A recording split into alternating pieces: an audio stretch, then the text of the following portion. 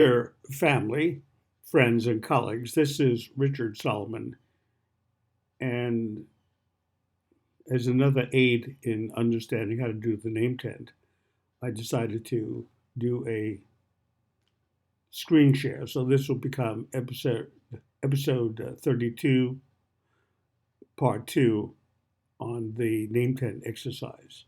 So this is what the name tent looks like. It has section 1 up here. Here's where your name is recorded. The second fold will be the two vertical folds, the left vertical line and the right vertical line. Then there's section 3, which explains the instructions, and section 4. In this section, number 1, you record your name with a pen or a magic marker so all group members can see your name. And you can also record your name down here, which will be on the back of the name tent.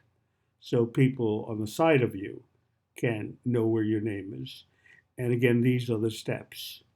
You print your name in the large letters in the sections provided, meaning here and here. Then you fold the right and left vertical lines. You fold the bottom horizontal line of section number 1 under. Here's section 1, that's the bottom line. Then you fold the top horizontal line of section number 3, which is right over here. And you fold then the top horizontal line of section number 4, which is right over here. And finally, you place section number 1, which is this one, inside the fold of section number 4, and eventually you have a name tent. All right, those are the simple instructions for doing this, and you can check the other explanation of how to do a name tent fourth group relationship building activity on my YouTube page, my Facebook page, or my Twitter page.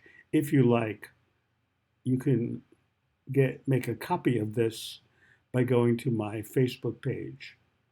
Again, my name is Richard D. Solomon, and thank you very much for your interest in the work I do.